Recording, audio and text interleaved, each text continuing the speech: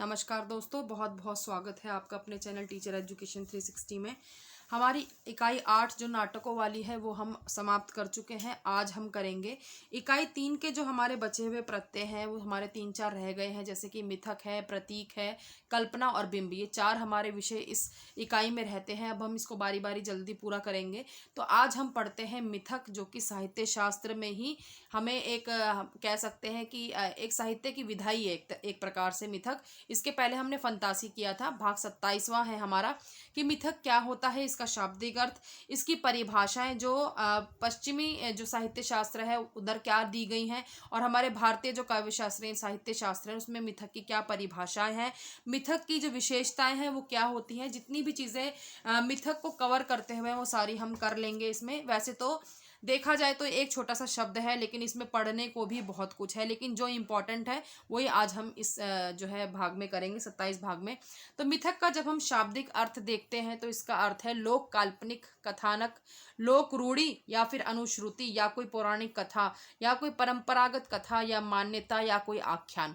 तो इस प्रकार से बहुत सारे शाब्दिक अर्थ जो है मिथक के निकल के आते हैं। और अगर हम देखें तो मिथक जो है एक अंग्रेजी के ही मिथ शब्द से उसमें क जोड़कर बना दिया गया है। तो क्या मिथ और मिथक शब्द जो है वो एक ही चीज है? तो नहीं।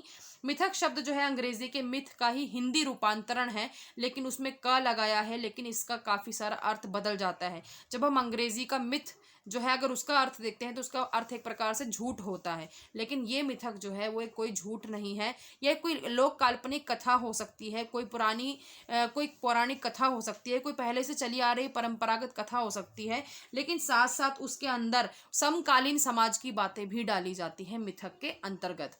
यह शब्द जो है लैटिन के मिथस यानी ग्रीक भाषा के माइथोस पर आधारित है, जिसका अर्थ होता है मुख से उच्चरित वाणी। तो ये इसके शाब्दिक अर्थ की बात हो गई।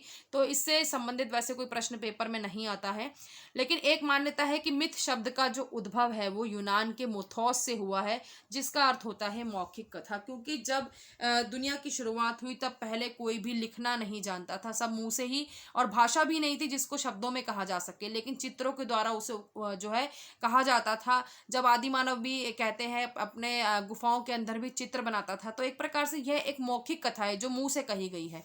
तो मिथ शब्द का उद्भव कह सकते हैं यूनान के मुथोस से हुआ है। सामान्यतः इसका अर्थ जो होता है वो किसी प्रकार की कथा, कहानी या मौखिक संप्रेषण से होता है। संप्रेषण भी दो प्रकार का है, आपको पता है, मौखिक भी होता है, लिखित भी होता है, साथ साथ हमारे हाव भाव या भंगिमाएं भी होती हैं। तो हमने संप्रेषण में भी पढ़ रखा है जब मैंने आपको पेपर 1 में संप्रेषण पढ़ाया था। तो अरस्तु का जो ग्रंथ है पोएटिक्स, उसमें मिथ शब्द का जो प्रयोग है वो एक कथानक, कथाबंध या गल्प कथा के रूप में हुआ है। अर्थात उपर्युक्त सभी शब्द जो है वो मुख से कही जाने वाली किसी भी प्रकार की कथाओं के पर्याय शब्दों के रूप में आते हैं। तो एक बात हमें समझ में आती है यहाँ पर कि जो मिथक होता है वो मुंह से कही गई कोई ना कोई कथा जरूर होती है। हिंदी में जो मिथ है या मिथक कहें तो उसकी रचने की जो देन है वो हजारी प्रसाद द्विवेदी जी को जाती है, जिन्होंने मिथ से हिंदी प्रत्यय उसमें क लगा दिया और शब्द बना दिया मिथक। यानी कि अंग्रेजी का शब्द तो मिथ था, लेकिन उसमें क शब्द लगाने वाले हजारी प्रसाद द्विवेदी जी हैं। उन्होंने मिथक को जो है व्यक्ति मन व समाज मन की चित्तवृत्तियों का रचनात्मक और सृजनात्मक धरातल प्रकट करने वाली कथा कहा है। ऐसी कथा जो व्यक्ति की या समाज की चित्तवृत्तियों का जितना भी जो है हम कह सकते हैं रचनात्मक या सृजनात्मक उसका जो है पूरा उसकी कहानी कह दे, उस धरातल को उन्होंने ऐसी कथा कहा है मिथक को, हजारी प्रसाद द्विवेदी जी ने। फिर हम देखते हैं तो बहुत सारे पाश्चात्य ऐसे साहित्य शास्त्री रहे हैं जिन्होंने इसकी परिभाषाएं अलग अलग दी हैं। जैसे कि इलियादी के अनुसार इसकी परिभाषा है कि मिथक एक पवित्र इतिहास का वर्णन है जिसमें ऐसी घटनाओं का ब्यौरा है जो कि वास्तव में घटी थी। अति प्राकृतिक तत्वों के माध्यम से वह वस्तुतः सृष्टि के अतिरिक्त सत्यों को अपनी संपूर्णता में या खंडित रूप में अभिव्यक्ति देता है। यानी कि इतिहास की बात कर रहे हैं मिथक में कि एक पवित्र इतिहास है, साथ में इसमें बहुत सारी घटनाओं का ब्यौरा है जिसमें कि अति प्राकृतिक तत्वों के माध्यम से जो है सृष्टि में जितने भी सत्य हैं उसको उद्घाटित करने वाली ये कथा होती है मिथक। फिर इंसाइक्लोपीडिया ब्रिटानिका में कहा गया है कि मिथक जो है वो आदिम युग के विश्वासों को अभिव्यक्त, संबंधित तथा संहिताबद्ध करते हैं, साथ ही नैतिकता को सुरक्षित रखते हुए कर्मकांड और व्यवहारिक नियमों का प्रवर्तन करते हैं। तो अलग अलग प्रकार से इसकी काफी सारी परिभाषाएं दी गई हैं। प्रसिद्ध मनोवैज्ञानिक जो फ्रांज बोआज है, उन्होंने कहा है कि वे कथाएं मिथक हैं जिनमें प्राकृतिक व्यापारों का मानवीकरण किया गया है और जिन्हें किसी प्रागैतिहासिक युग से संबंध कर दिया गया है। यानी कि इसमें मानवीकरण भी है प्राकृतिक तत्वों का, साथ साथ ये प्रागैतिहासिक युग से संबंध भी रखते हैं ऐसी कथाएं। पाश्चात्य विद्वान टेलर, फ्रेजर, एंडरलैंग और Lewis Spence, Hocart, M Eliot, Levy Bruhl आदि ने भी मिथकों के मूल में प्रकृति को देखा है। तो दूसरी बात जो मिथक में निकल कर आती है ये कि मिथक का संबंध प्रकृति से होता है, ये मौखिक कथाएं होती हैं। तो ऐसी बहुत सारी विशेषताएं जब हम जैसे जैसे पढ़ते चलेंगे तो इसमें मिथक की निकलती हुई आएंगी। फ्रैंकफर्ट कहते हैं कि मिथक कुछ मानसिक समस्याओं के समाधान का प्रयास है, लेकिन वह वैज्ञानिक दृष्टि का नहीं है, बल्कि उसमें संपूर्ण मनुष्य अर्थात उसकी भावना और कल्पना भाग लेती है। फिर मिथकों में जो है भावात्मकता, कल्पनाशीलता, प्रतीकात्मकता, चित्रात्मकता एवं रहस्यानुभूति जैसे अनेक तत्व हैं जो उन्हें साहित्य के अत्यंत निकट पहुंचा देते हैं। और अगर हम इसको संबद्ध करें किससे, प्रकृति से, तो आप देखेंगे ये सारे तत्व प्रकृति में भी मौजूद होते हैं। प्रकृति को देखकर ही हमारे मन में भाव उमड़ते हैं, प्रकृति को देखकर ही हम कल्पनाएं भी करते हैं, प्रकृति के प्रतीकों का ही हम अपने काव्य में या साहित्य में प्रयोग करते हैं, प्रकृति का ही हम चित्र भी बनाते हैं। प्रकृति में ऐसे अनेकों तत्व हैं जिनमें रहस्यानुभूति हमें होती है, हम ध्यान लगाएं तो ऐसे बहुत सारे तत्व जो प्रकृति से ही संबंधित हैं तो वो मिथक से भी संबंधित हुए।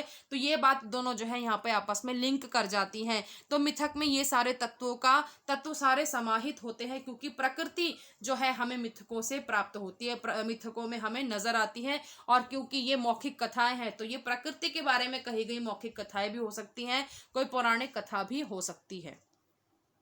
उसके बाद फ्रेजर ने जो है मिथकों को मानव के प्रारंभिक विचारों का दस्तावेज कहा है। अब प्रारंभिक विचार जो है किसी आदिम युग के मानव के भी हो सकते हैं और जो शुरुआती किसी के मन में विचार आए तो वो भी हो सकते हैं।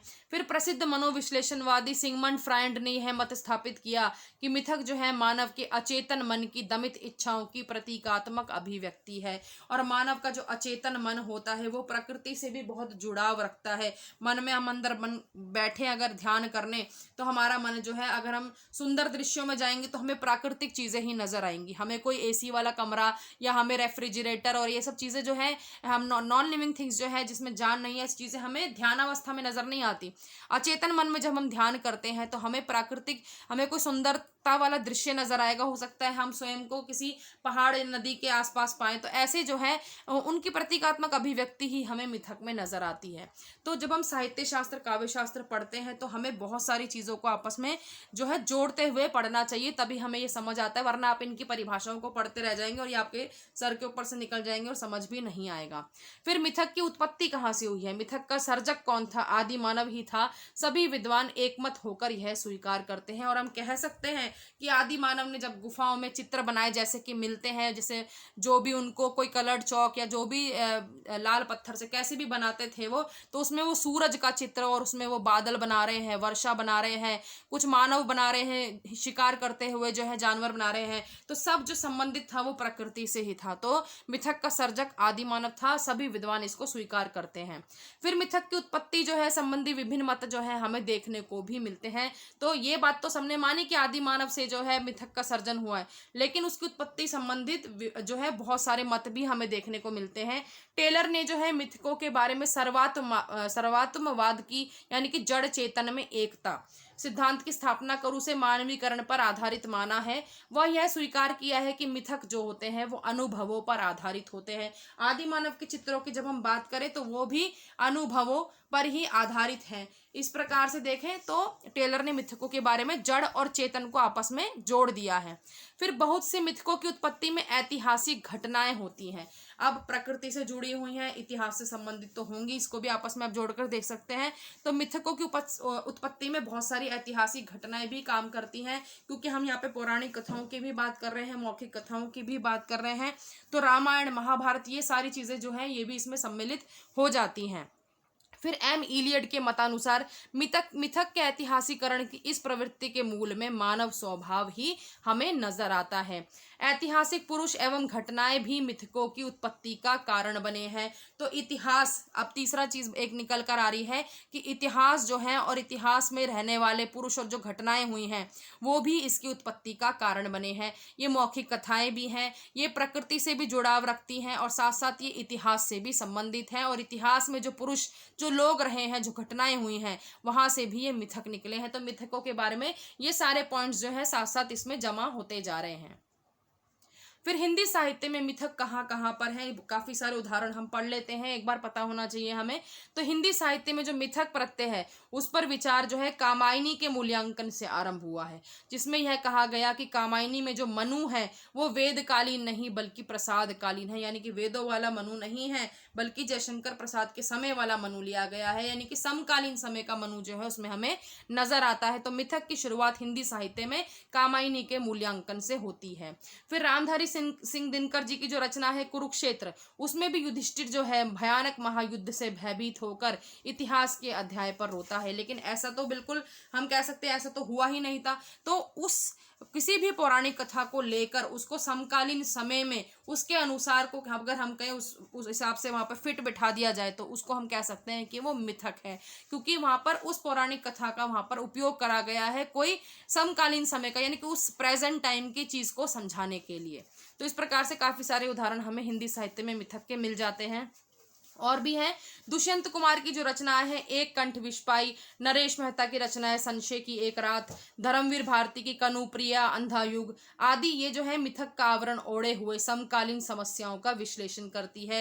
यानी कि इसमें हमें मिथक नजर आ रहा है, कैसे इसमें प्रकृति भी हमें नजर आती है इन रचनाओं में, साथ साथ ऐतिहासिक घटनाएं भी हैं और साथ साथ इतिहास को समेटे हुए भी समकालीन समस्याओं का विश्लेषण कर रही हैं ये सारी रचनाएं। तो ये सारी जो है मिथक के उदाहरण हमें अच्छे मिल जाते हैं हिंदी साहित्य में। केदारनाथ मिश्र की जो रचना है प्रभात की कैकई, उसमें तो दशरथ व कैकई दोनों समकालीन राजनीति के षड्यंत्रों के परिणामों के साक्षी भी दिखाई देते हैं। तो ये एक और उदाहरण है। उपन्यासों में नरेंद्र कोहली का अवसर जो रचना है, चतुर्सेन शास्त्री का वयम रक्षामः, हजारी प्रसाद द्विवेदी का पुनर्नवा आदि जो है मिथक के स्पष्ट उदाहरण हैं। नाटकों में जो है डॉक्टर शंकर शेष का अरे मायावी सरोवर यायावर है शायद इसमें, हाँ यहाँ पर, तो सुरेंद्र वर्मा का द्रौपदी, जगदीश चंद्र माथुर का पहला राजा आदि भी मिथक के सुंदर उदाहरण है। तो इस प्रकार से हमें यहाँ पर काफी सारे जो है देखने को मिल जाते हैं उदाहरण नाटकों में भी। तो सारी साहित्य की जो विधा है उसमें जो है अलग अलग प्रकार से हमें देखने को मिल जाते हैं मिथक के उदाहरण। उसके बाद इन रचनाओं के माध्यम से मिथक जो है विचारों, घटनाओं, पात्रों, मूल्यों आदि को समकालीन यथार्थ के ताने बाने में बुना गया है। अब उसमें पौराणिक कथा तो है ही, साथ साथ जो उस समय का यथार्थवाद है उसको उसमें लपेटा गया है, उन विचारों को, उन घटनाओं को, उन पात्रों को, उन मूल्यों को, उसके बाद जो है वो रचनाएं बन जाती हैं मिथक। इनमें संतुलन व प्रयोगशीलता का ध्यान रखकर ही मिथकीय प्रयोग किए गए हैं। यानी कि संतुलन का मतलब ये है कि अगर हम किसी पौराणिक कथा में यथार्थ को भी सम्मिलित कर रहे हैं तो वो पौराणिक कथा का रूप नहीं बदलना चाहिए, उसमें जो भी धार्मिक भावनाएं हैं किसी की आहत नहीं होनी चाहिए। कोई भी हम प्रयोग उसमें कर रहे हैं तो ऐसा ना हो किसी व्यक्ति को उससे ठेस पहुंच जाए, किसी पात्र का हम उसमें चरित्र ही बदल दें, ऐसा बिल्कुल भी नहीं होना चाहिए मिथकीय प्रयोग करते समय। तो इन बातों का ध्यान जो है वो मिथक रचना में जरूर करना चाहिए। साहित्यकार जो होता है वो मिथक शब्दों द्वारा अप्रस्तुत का भी प्रस्तुतिकरण कर पाने में सक्षम होता है। फिर भारतीय साहित्य में जो मिथक होते हैं वो हमेशा नए नए साहित्यकारों द्वारा प्रयुक्त किए गए हैं, क्योंकि अलग अलग नए नए कवि, नए नए जो है साहित्यकार आ रहे हैं तो अपने हिसाब से नए नए प्रयोग करते हैं। कई बार गलत प्रयोग भी जो है कर दिए जाते हैं, लेकिन वो बात गलत है, ऐसे नहीं करना चाहिए। जैसे मैंने बताया आपको ध्यान रखना चाहिए प्रयोग करने में। प्रयोगवादी साहित्यकारों ने नए मिथकों की सर्जना की जिससे पात्रों का स्वरूप ही बदल गया। तो यही बात है कि मिथकों की सर्जना करते हुए पात्र का स्वरूप नहीं बदलना चाहिए, यही अच्छे साहित्य की पहचान है। यथार्थवाद जो है किसी पौराणिक कथा में डाला जा सकता है, उसको समकालीन समय से जोड़ा जा सकता है, लेकिन जब किसी धर्म की बात आती है, कोई भी बात आती है, तो उसको वहां पर जो है उसका रूप बदल देना या उसमें हेर फेर कर देना वो बहुत गलत बात है। फिर हृदय व बुद्धि का कोई भी आयाम ऐसा नहीं है जहां मिथक कथाओं की पहुंच ना हो। अतः मिथक वह शक्ति है, भावबोध है, ओज है, जिसकी साहित्य में उपयोगिता को शब्दों में समेटा जा सके। यानी कि एक प्रकार की शक्ति है यह मिथक। तो मिथक जो है बहुत कुछ है अपने आप में, जितना हो सके मैं आपको उतना बता रही हूँ, सारी समझने वाली बात है। फिर भारतीय मिथक परंपरा में साहित्यकार जो रहे उन्होंने मिथक के बारे में क्या कहा है, जैसे कि वीरेंद्र सिंह है, उन्होंने कहा है कि मिथक एक अत्यंत जटिल सांस्कृतिक सत्य है जो मानव प्रकृति और विश्व के पवित्र इतिहास को अनेक प्रकार से रेखांकित और विवेचित करता है। देख लीजिए, इसमें वीरेंद्र सिंह जी भी यही कह रहे हैं, इसमें प्रकृति भी है, इसमें इतिहास भी है, और उन दोनों को मिलाने के बाद जो है एक सांस्कृतिक सत्य निकल कर आता है, वही मिथक है। निर्मल वर्मा कहते हैं कि मिथक और कुछ नहीं, प्रागैतिहासिक मनुष्य का एक सामूहिक स्वप्न है और व्यक्ति के स्वप्न के समान वह काफी अस्पष्ट, संगतिहीन और संश्लिष्ट भी है। तो थोड़ा सा इन्होंने नकारात्मक भाव भी डाल दिए हैं मिथक की परिभाषा में। भगवत शरण उपाध्याय कहते हैं कि मिथक का संबंध एक और लोकोत्तर अथवा देव कृत्यों से है, दूसरी और क्रिया अनुष्ठानों से। यानी कि इस लोक से भी संबंधित है, साथ साथ दूसरे लोक से भी संबंध रखते हैं मिथक। क्योंकि जब हम पौराणिक कथाओं की बात करते हैं, जब हम प्राचीन कथाओं की बात करते हैं, तो उसमें हमें पहले का समय जो कि लोकोत्तर है, यानी कि लोक से, यानी कि दुनिया से इतर जो दूसरा दुनिया है, उसकी बात भी हमें मिथक में नजर आती है। तो ये सारी जो है भारतीय मिथक परंपरा में साहित्यकारों ने अपनी अपनी परिभाषाएं दी हैं। तो हिंदी साहित्य का अगर हम देखें तो कोई भी युग जो है वो मिथकीय चेतना से अछूता नहीं रहा है। तो इसलिए ये शब्द जो है मिथक, वो अंग्रेजी के मिथ शब्द से बिल्कुल सर्वथा भिन्न है। इसको बिल्कुल गलतफहमी मत रखिए कि अंग्रेजी का जो मिथ है वो हिंदी का ही मिथक है, बिल्कुल अलग चीजें हैं ये दोनों। फिर सूफी काव्य परंपरा की बात करें तो उसमें एक उदाहरण है कि राजा रत्नसेन जो है रानी पद्मावती का सौंदर्य सुनकर मूर्छित हो जाते हैं। जायसी कहते हैं कि उसका ठीक होना तभी संभव है जब उसे पद्मावती का सानिध्य प्राप्त होगा। राम काव्य में भी लक्ष्मण की मूर्छा का उपचार संजीवनी थी। राजा रत्नसेन की मूर्छा भी पद्मनी रूपी संजीवनी ही दूर कर सकती है। मिथक का प्रयोग एक बिंब प्रस्तुत करने के लिए किया गया है राज ही लक्ष्मण के करा शक्ति बान माहा है परा, नहीं सो राम हनीवत बड़ी दूर, कोले आव संजीवनी मूरी। तो इस प्रकार से काव्य के माध्यम से जो है जायसी का जो पद्मावत है उसको कहाँ पर जोड़ दिया गया है, वहां पर राम लक्ष्मण की जो कथा है संजीवनी बूटी वाली, वहां पर उसको सूफी काव्य परंपरा में जोड़ दिया गया है। तो ये एक प्रकार का मिथ के प्रयोग हम कह सकते हैं कि दोनों कथाओं को है तो दोनों ही पौराणिक कथा, लेकिन दोनों को आपस में जोड़ दिया गया है मिथ के प्रयोग द्वारा।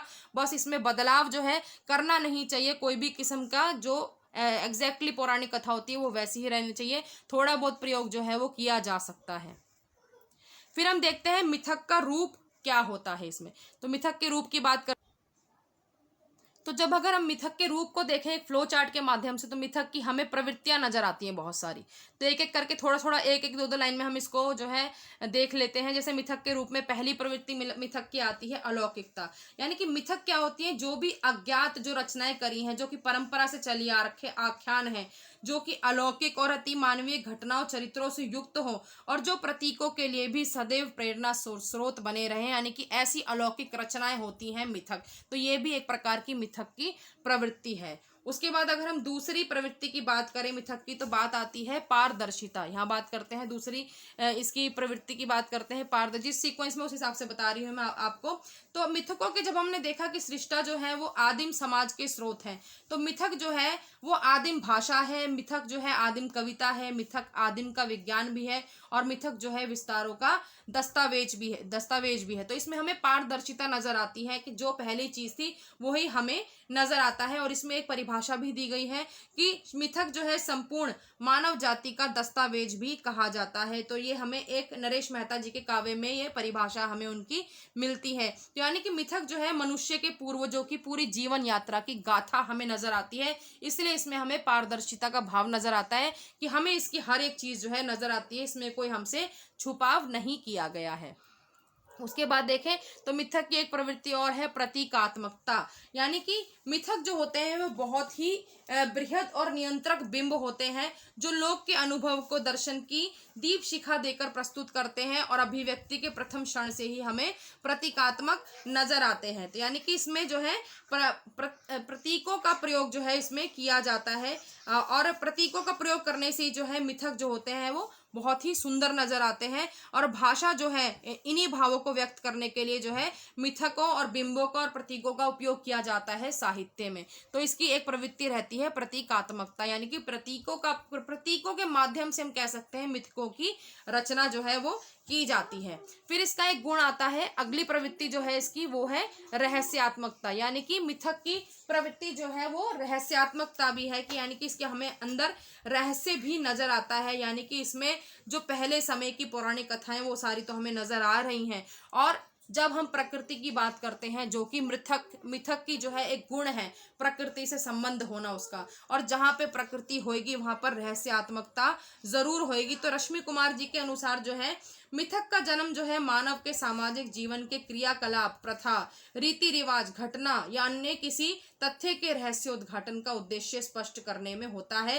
तो इसलिए मिथक जो होती है वो एक तरह का रहस्यात्मक शक्ति स्रोत होता है, और मिथक एक रहस्य भी होता है, साथ साथ शक्ति का स्रोत भी है। तो यानी कि रहस्यात्मकता जो एक गुण है, प्रवृत्ति है, वो हमें मिथक में नजर आती है। उसके बाद जो है इसका एक प्रवृत्ति है गत्यात्मकता। तो गत्यात्मकता को हम कह सकते हैं संचरणशीलता भी बोलते हैं, यानी कि इसका लगातार चलते रहना, इसमें लगातार बदलाव आते रहना।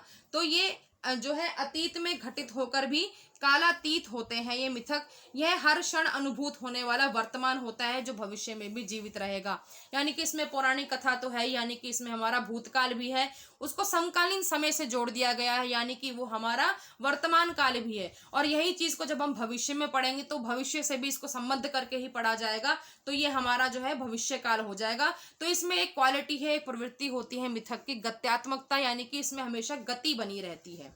तो ये भी इसकी मिथक की एक प्रवृत्ति हमें नजर आती है। उसके बाद बात आती है यथार्थ, जो इसकी एक प्रवृत्ति है यथार्थात्मकता भी हम इसे कह सकते हैं कि मिथक जो है यथार्थ को रूपायित करने वाला एक शाश्वत माध्यम है। मिथक जो है यथार्थ को व्यक्त करने के लिए काव्य, कहानी, उपन्यास, नाटक आदि को हथियार के रूप में अपनाता है, और जीवन की जटिलताओं को कल्पना के सहारे यथार्थ के धरातल पर और यथार्थ की जिंदगियों के साथ ही जोड़ दिया जाता है। इसलिए ऐसा कहा गया है कि जो महान मिथक होते हैं वो आत्मा के महानतम यथार्थ होते हैं। वे तो कठोर यथार्थ के प्रक्षेपण, उनके प्रतीकात्मक अभिज्ञान और उनके संयोजन और स्वीकार है। ऐसे ही मिथकों के द्वारा हमारी जो इच्छा शक्ति होती है वो संकल्प में बदलती है। तो इस प्रकार से यथार्थात्मकता भी जो है मिथक की एक प्रवृत्ति हमें नजर आती है।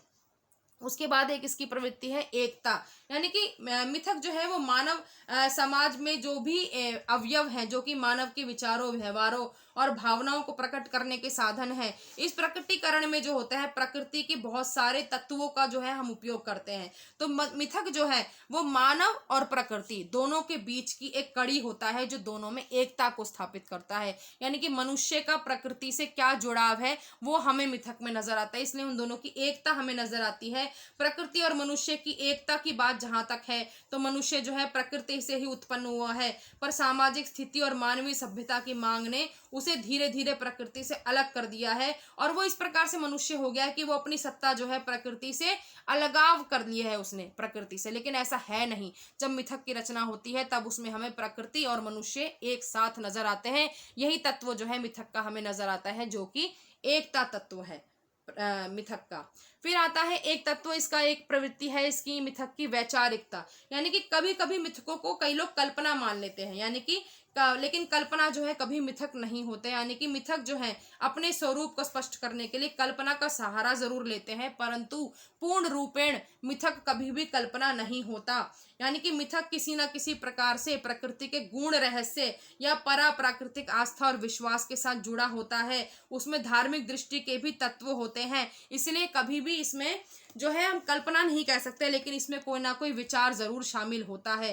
तो मिथक में विचार तत्व की उपस्थिति को लेकर डॉक्टर नगेंद्र भी कहते हैं कि भाव तत्वों का प्राधान्य होने पर भी साहित्य में जो है विचार गरिमा का अपना महत्व है। तो इस प्रकार से काफी सारी बातें जो है ये डॉक्टर नगेंद्र बोलते हैं, कहते हैं कि मिथक किसी ना किसी प्रकार से प्रकृति के गुण रहस्य और पराप्राकृतिक आस्था और विश्वास से जुड़ी भय मिश्रित श्रद्धा की भावना और धार्मिक दृष्टि के वाहक तत्व रूप ही नहीं है, अपितु समाज का यथार्थ परक वैचारिक निष्कर्ष भी है। क्योंकि यह स्पष्ट है कि साहित्य समाज का दर्पण होता है और समाज का वर्तमान उसके अतीत की ही प्रतिछवि होता है। तो ये पूरी परिभाषा दी है, ये डॉक्टर नगेंद्र के द्वारा ही दी गई है इसके वैचारिकता को लेते हुए। तो ये जो है मिथक की प्रवृत्ति, हमें इसमें वैचारिकता भी नजर आती है।